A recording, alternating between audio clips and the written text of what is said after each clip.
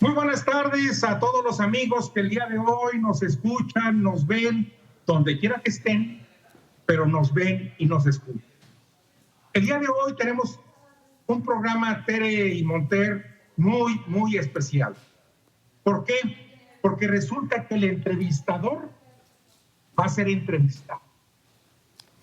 El entrevistador va a tener la oportunidad de platicar con nosotros y de poder compartir pues experiencias de muchísimos años que ha dedicado a la comunicación y que ha dedicado a la, ¿saben qué? A servir a la comunidad de Monterrey. Tere, ¿quieres decir algo?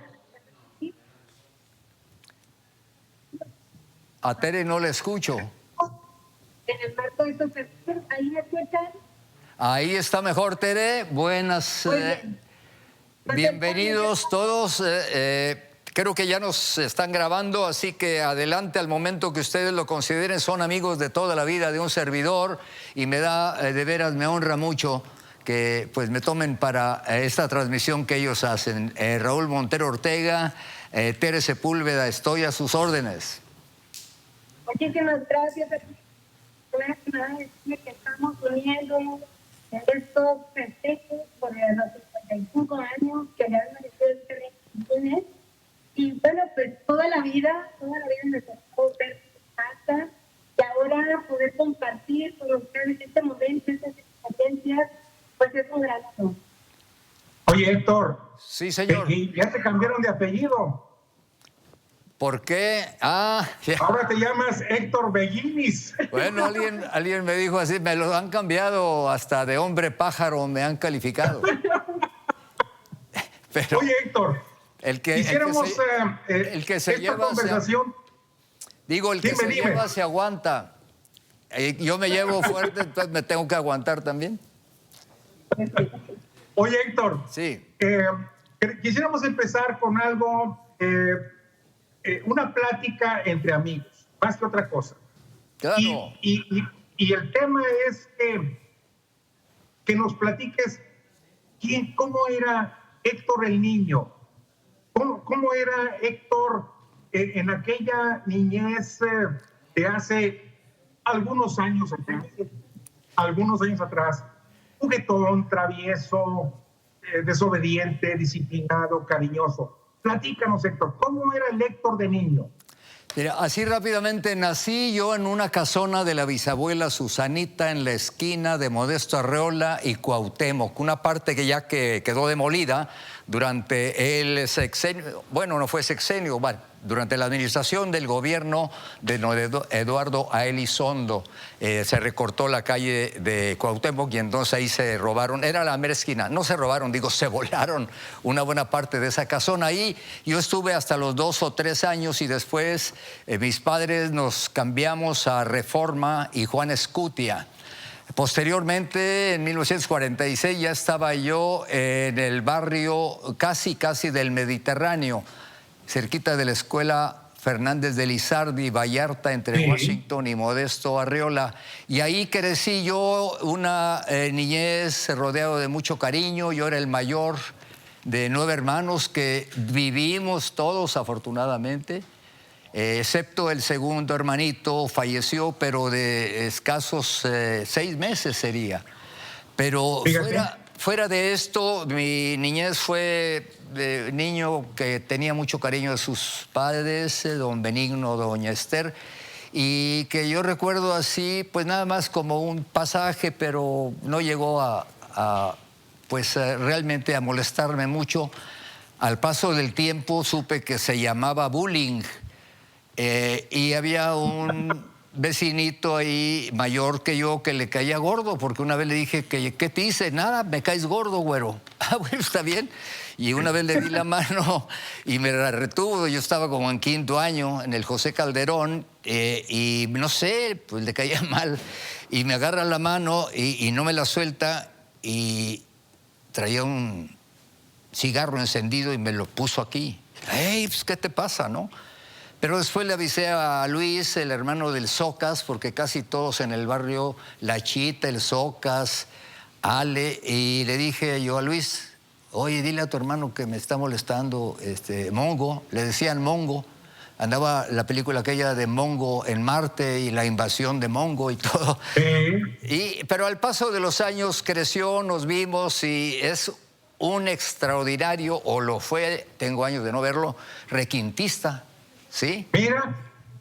Supongo, ojalá que viva todavía y que escuche esto para que vea que eran travesuras de niños, pero sí me quedó la marca por mucho tiempo. Aquí así, me apagó el cigarro. Claro, claro. Pero luego Oye, Héctor, luego entró a defender. No, adelante. Sí, entró a defenderme mi amigo el Socas y ya fue nada más una época, pero sí me dejó un poquito traumado, ¿verdad? Porque entonces ya tenía yo que llegar del colegio, pero no irme por la misma acera, sino irme por la acera de enfrente. Al poquito tiempo ya se cambió y dejamos de verlos, dejé de verlo hasta el paso del tiempo. Y me dice, ¿tú eres el güero? Le dije, sí, mira, acuérdate, tú eres Mongo, ¿verdad? Dice, oye, no, tú sabes, son bromas de niños, sí, pero broma, pero me dejaste. Eso era el bullying de los años 50. Sí. En aquel entonces, no era bullying, mi querido Héctor, ¿eh? No, era que... Era total agresión de un niño a otro niño. Bueno, pues sí, aprovechado, le decíamos, es que es un muchacho bien aprovechado y le pega a los chiquillos. Y yo, pues nada, yo no te he hecho nada, ¿por qué me quemas? Dice, pues porque me caes gordo. Ah, caray, yo qué culpa tengo, ¿no? Pues sí, fue mi primer encontronazo así con alguien que... Oye, ¿y te raspabas las rodillas y te caías y jugabas fútbol y béisbol? ¿Qué hacías? Sí, bueno, pues un accidente, el primero, me caí yo estando en cuarto año en el colegio José Calderón, que está en privada José Calderón, entre la calle de, si mal no recuerdo, es Villagrán. Ahorita ahí hay pues es un edificio que don José Calderón donó para que se hiciera colegio y actualmente lo ocupan religiosas. Ahí estuvo ese colegio, pues supongo que hasta 1960, 70. Y ahí cursé yo del segundo año al sexto año de primaria. Y en un recreo, yo mismo, sin que nadie me aventara, me resbalé y me pegué en la base de una columna, de un tubo que estaba actuando como columna. Y yo recuerdo nada más que, pues, supongo que me desmayé porque me levanté y sentía y me decían, no te levantes, ya viene la Cruz Roja por ti. Y efectivamente, si quieres verme por acá, eso ya no me volvió a crecer el cabello aquí. Sí. Mira. Y me dijeron, ya te estás quedando pelón. Le dije, no, es desde cuarto año. ¿Qué tendría yo en cuarto año? Pues unos 10 años, ¿no? Entonces, claro. Ahí me tuvieron que llevar a la Cruz Roja, que estaba en Cuauhtémoc, entre Washington y Modesto Arreola, sí, a espaldas de la estación en donde yo empecé, la XR. Radio, extrañamente llamada en esa época Radio Reporter, pero la razón social era Radio Alameda, ubicada en Pino Suárez, y la cabinita y la ventana del baño donde estaba la cabina, donde yo empecé, daba al patio de la Cruz Roja.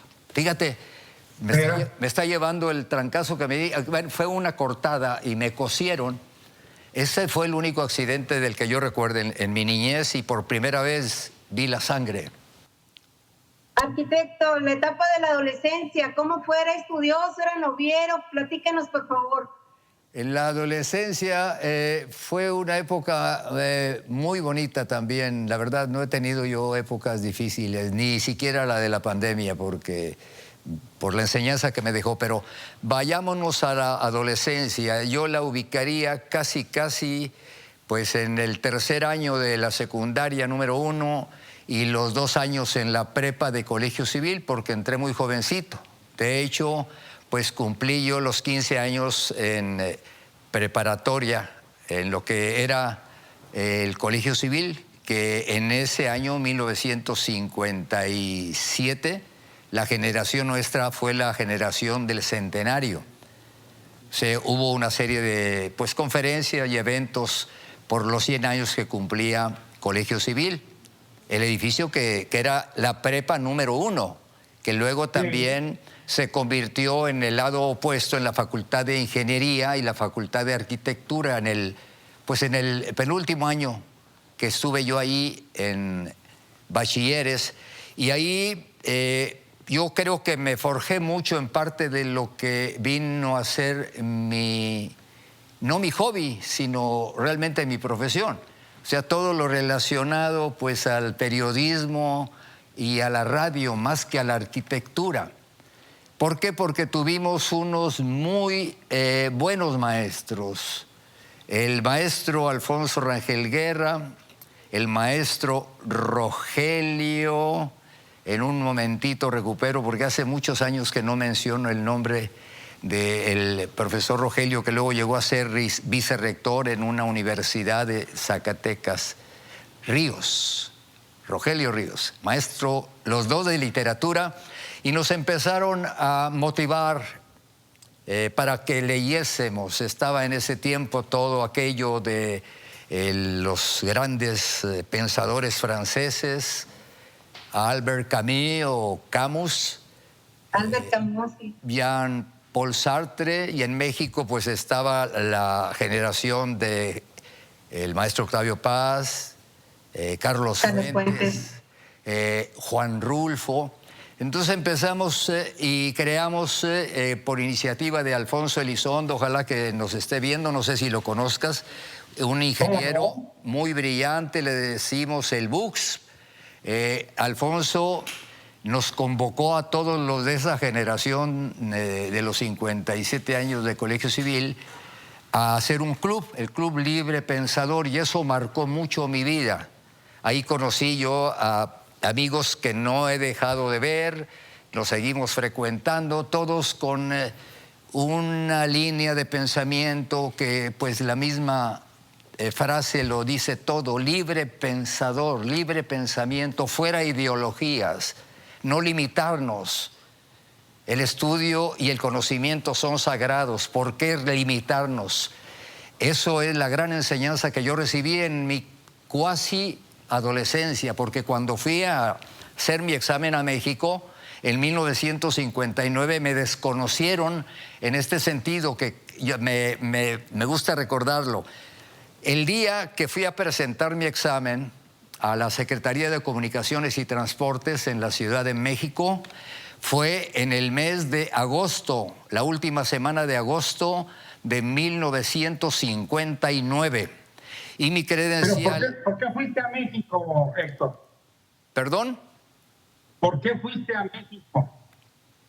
¿Por qué me fui a la radio? En un momentito te lo... No, a México, a la Ciudad de México. Porque se necesitaba para ser locutor. Una vez que ya se me despertó pues la curiosidad por la locución, a través de la música llego yo a la locución, a través de la locución llego yo al periodismo y a través del periodismo llego a la televisión. Esa es de manera así reducida mi trayectoria, pero regresando a tu pregunta, fui porque para poder anunciar en la radio de esos años se requería una licencia y había que ir a México y presentar dos exámenes, uno oral y otro escrito, y eso yo lo hice en la última semana de agosto de 1959 y el día 4 de septiembre me entregaron mi credencial que conservo con mucho cariño, 5319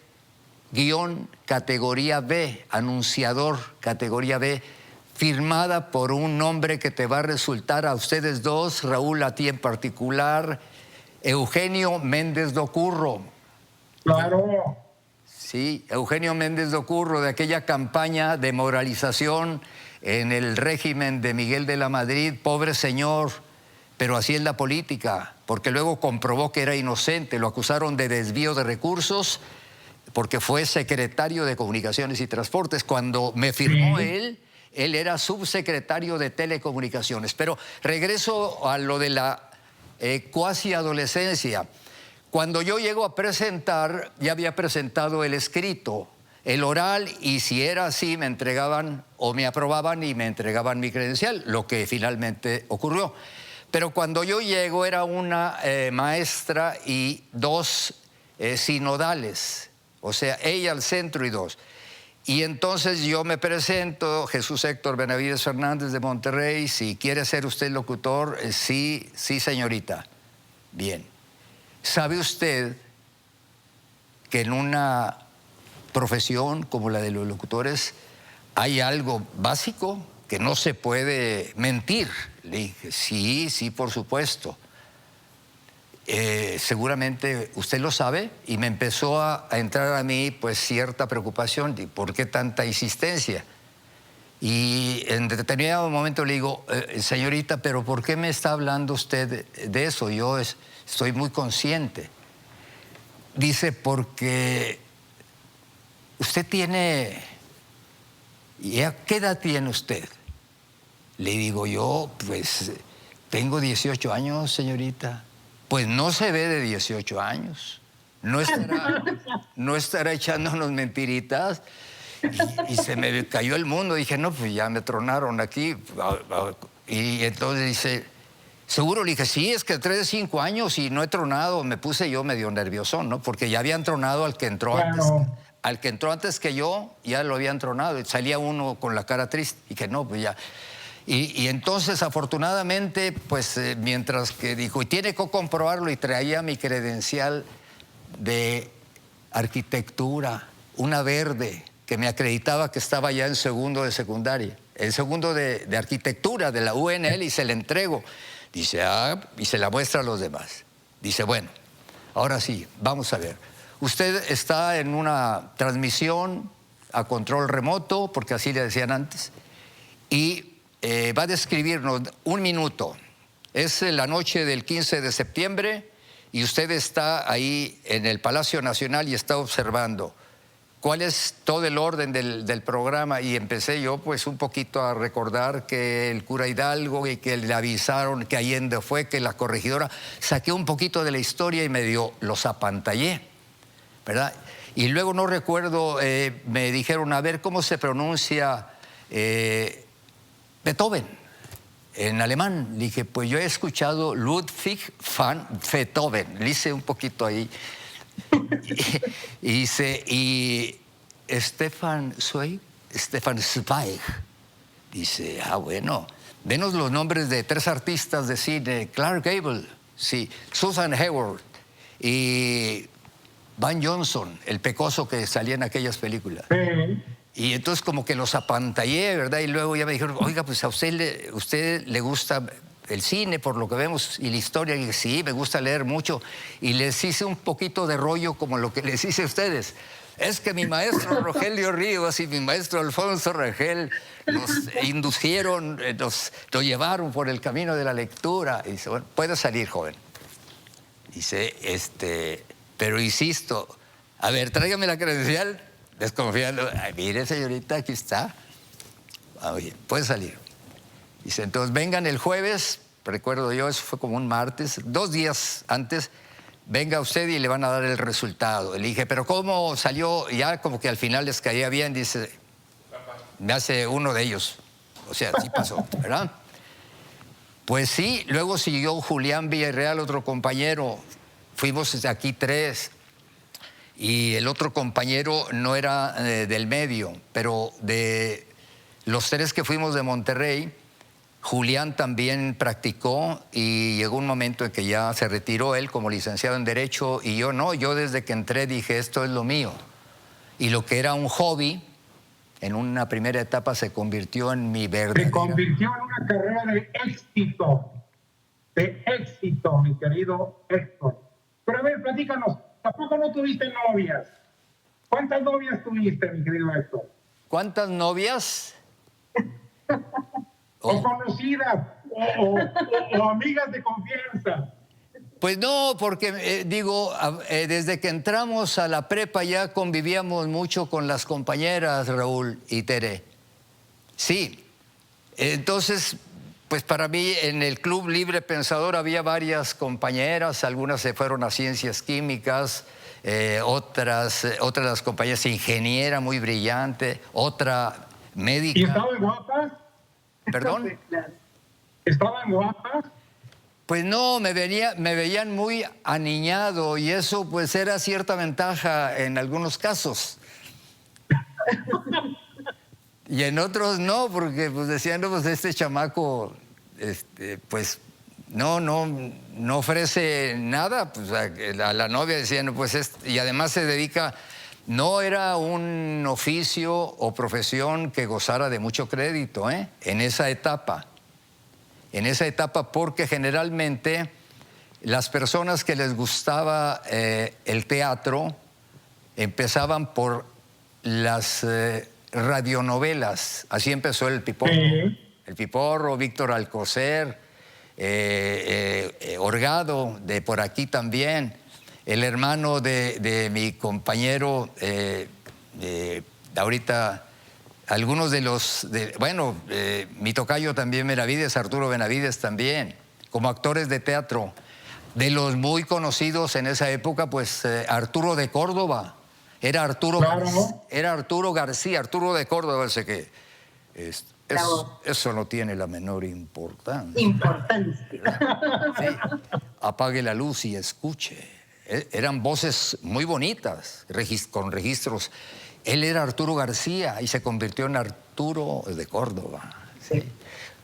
Juan Antonio Ramírez Córdoba, uno de mis maestros, con una voz también, él no necesitaba impostarla, la tiene natural. De las personas que me ayudaron en mi despegue también, mi compañero Arturo. Entre otros, arquitecto. Domingo Arturo. En esta larga trayectoria, pues lo hemos visto al aire, pues todo el tiempo. ¿Qué tantas cosas ha perdido o se ha perdido en casa, eventos familiares, que no alcanzamos a dimensionar? O sea, el arquitecto siempre ha estado ahí, pero ha tenido que sacrificar cosas. ¿Cómo qué se perdió, arquitecto? No, pues mire, lo único que a mis 82 años yo lamento, Domingo Arturo García Carrera, que fue el que me facilitó el reglamento para ir ese día a presentar el examen, nunca lo olvidaré, en paz descanse, gran amigo mío, igual que Antonio Ramírez Córdoba y Antonio Barrios Elizalde, de Hugo del Río. Al rato yo hago una mención, algunos seguramente Raúl los recuerda, pero regresando a esto, vamos... me quedé en...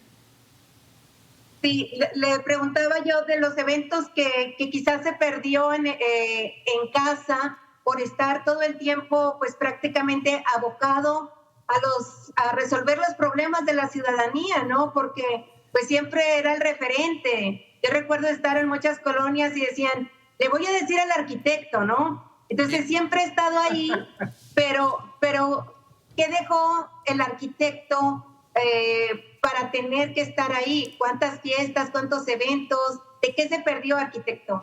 Me da más tiempo para haber pensado en la respuesta, que además, créanmelo, a mi edad, empezaba a decirle 82 años, pues uno no puede dejar de aceptar, los que nos dedicamos a ese trabajo, que le hemos quitado mucho tiempo a la familia, que eso en todo caso sería de lo único que yo me arrepiento.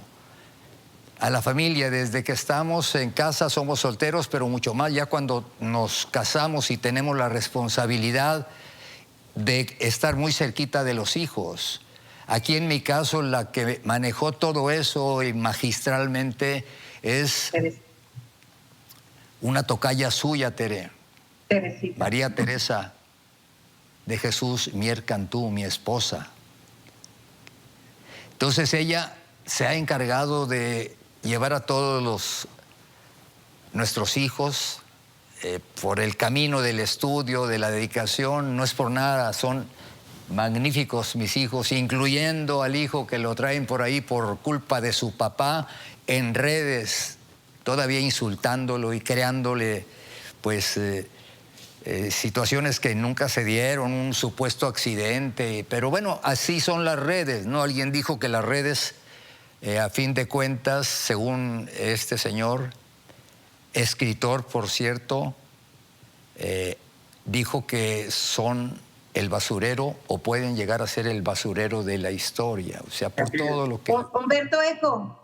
¿Verdad? El mal uso que se da, que son los menos, pero qué daño hacen. Pero bueno, regresando a lo que usted me dice, la deuda es muy grande, deuda de tiempo. Con mis padres, ya en la última etapa no los pude ver. Llegué tarde a la muerte de mi padre y llegué tarde a la muerte de mi madre. El domingo que hicimos cambios, estaban los rectores aquí en un estudio cercano. Esto debió haber sido el domingo 27 de noviembre de 1994.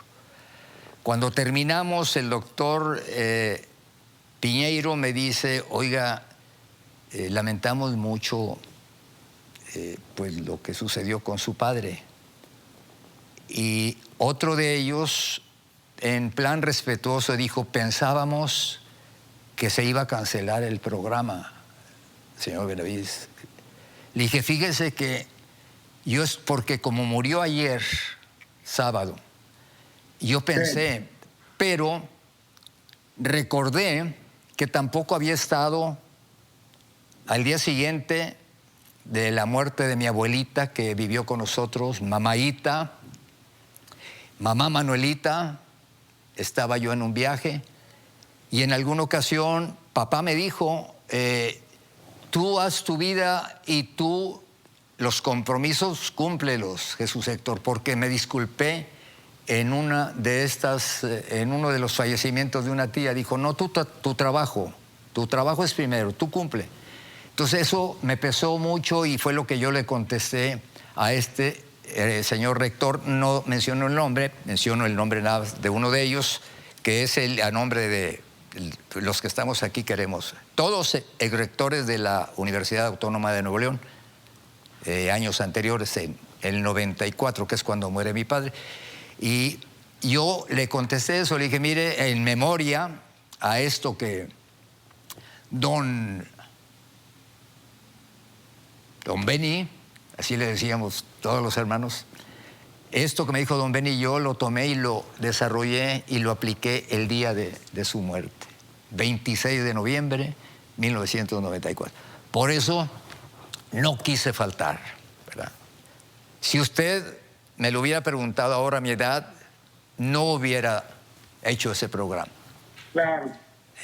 Héctor, antes de... Pero eso se aprende con el tiempo, ¿no? El valor de la familia, el valor de los amigos, el valor de los compañeros. Claro. Sí, me tocó asistir al funeral de doña Estercita. Uh-huh. En ese entonces trabajaba en multimedios. Una larga vida, más de 100 años vivió su madre, arquitecto. Sí, me ha tocado pues también compañeros, no sé si responde en parte a su pregunta, Américo Leal Villarreal, mi compadre también. Claro. Él muere un día, esto fue un viernes, yo venía de dar una clase en Ciudad Universitaria, hacíamos el noticiero juntos, esto fue en el mes de abril de 1980, y cuando llegó el velador, que también era vigilante y era persona que atendía a las personas, estamos hablando de 1980, me dice, habló su compadre que no va a estar, que se lo echara a usted solo el noticiero. Le dije, no, claro. Total, lo paso yo y yo vivía aquí en la Florida, regreso ya a las 11, pasaba de 10 a 11 en ese año, 80. Llego a la casa, empiezo a cenar y me llama la señora Miriam de León. La señora Miriam de León vivía a espalda en Fuentes del Valle, de donde vivía Américo Leal Villarreal, mi compadre y compañero también y queridísimo amigo. Y me dice mi señora, ¿está hablando la señora Miriam? Le dije, qué raro. Le digo, señora Miriam, dice, oiga, arquitecto, algo sucedió en la casa de su compadre porque escucho pues que está llorando alguien. Y le digo yo, fíjese que no vino al noticiero. Dice, sí, nos dimos cuenta, mi esposo y yo que no vio, le dije, gracias y hablamos, ¿no? Hablamos allá y efectivamente fue un paro cardíaco y muere Américo, muy jovencito, de 39 años. Yo tenía, no, 41, yo tenía 39. Digo la edad porque nos conocimos acá reporteando. A lo mejor estoy haciendo muy larga la historia, pero casi no lo he dicho, pero responde en principio a lo que me preguntaron, Tere, en el sentido de qué sucede cuando muere un amigo muy cercano, qué sucede cuando muere alguien de la familia. Pues la vida sigue igual para nosotros. Empezaba yo a decirte, después de esto, le hablo a otro compadre, Javier Lozano, y vámonos a la casa allá en Fuentes del Valle de la comadre, está inconsolable, pues que viene, el médico ya confirmó, fue un paro cardíaco.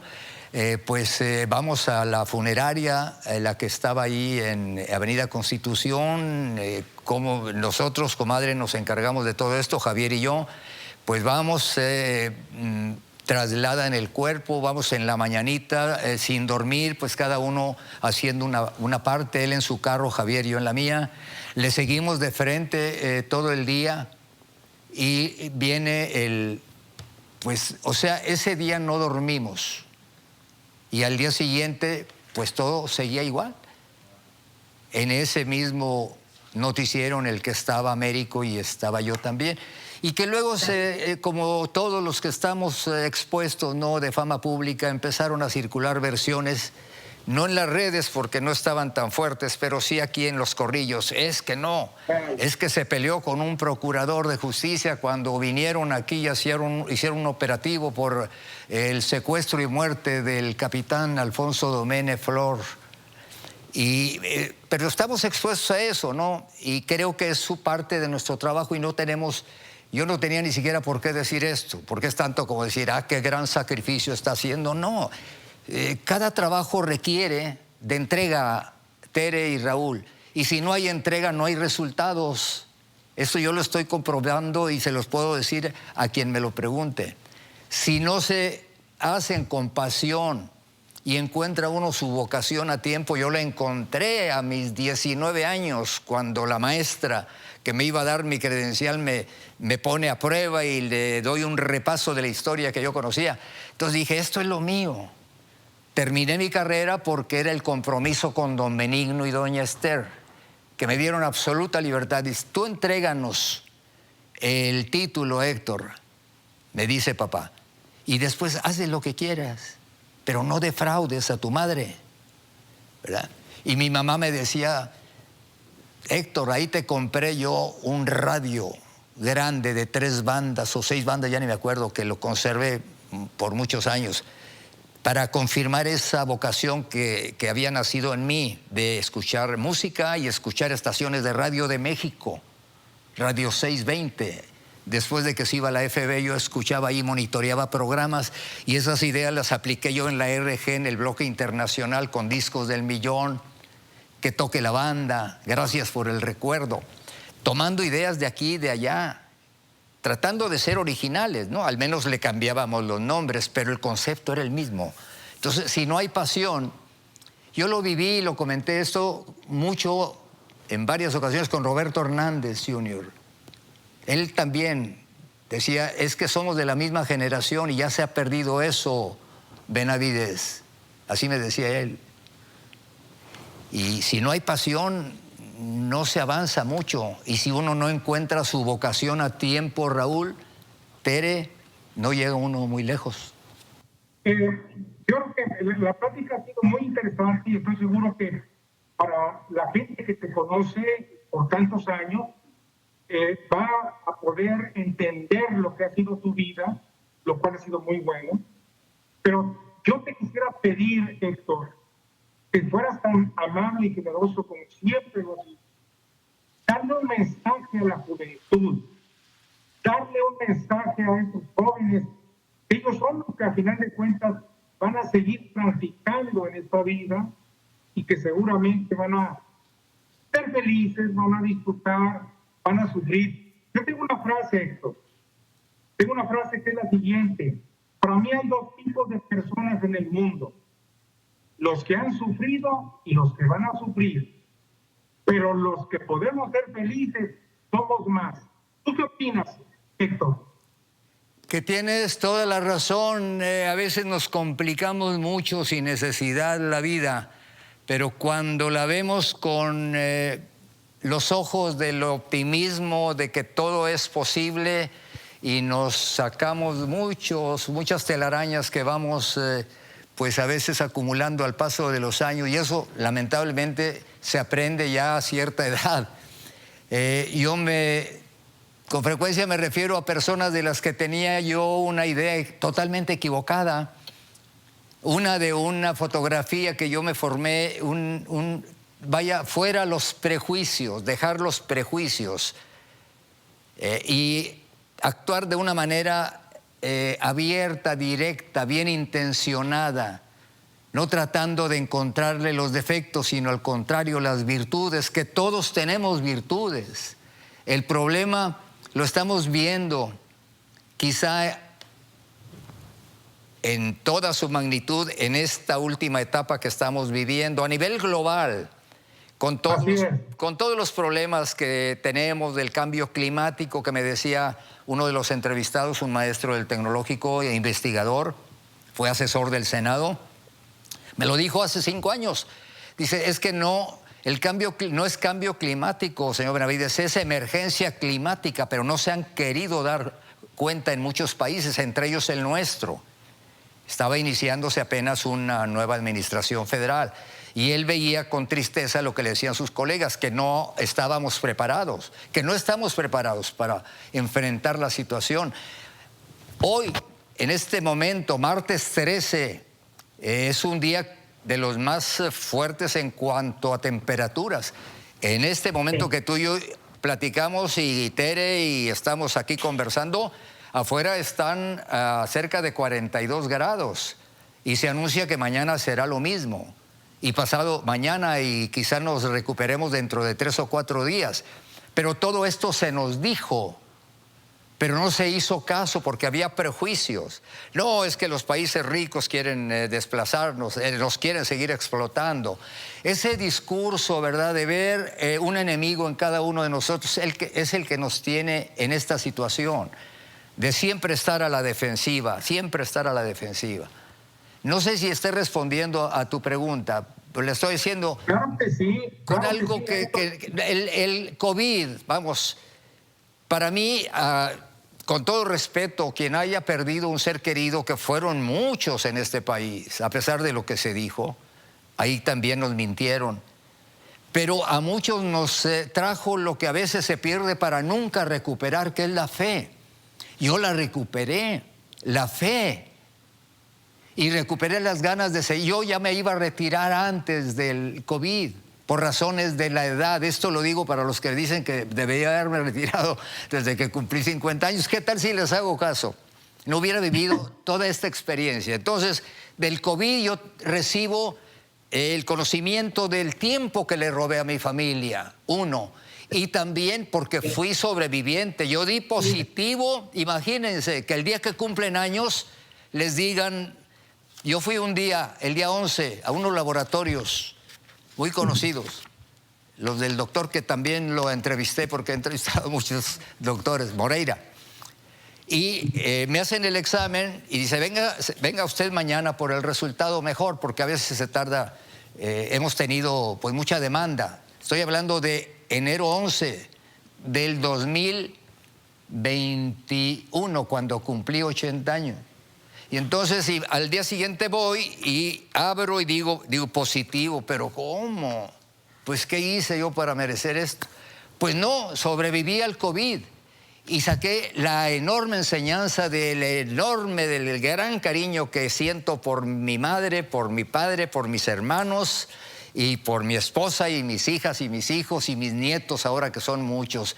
Y tengo ganas de seguir viviendo, aunque no sea haciendo este trabajo, pero de cambiar la mentalidad, lo que ustedes me dicen, a verlo todo con otros ojos, con los ojos de la confianza, y alejarnos de los que son tóxicos, que parece que han sido más los que aparecen en la vida, tanto a nivel mundial como nacional.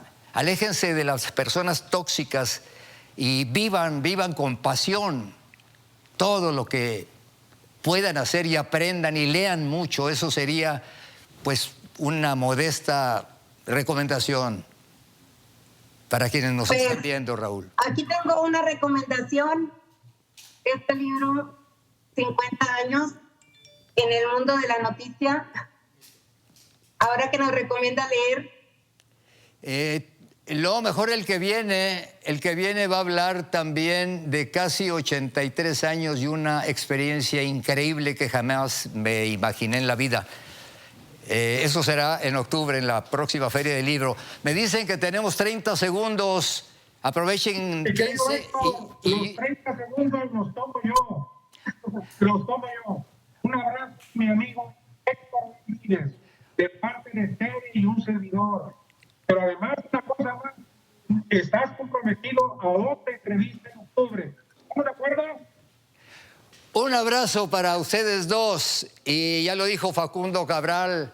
¡Viva la vida! Le digo, ¡viva la vida, señor Benavides! ¡Vivamos la vida intensamente! Así es. Gracias, arquitecto. Gracias. Muchas gracias.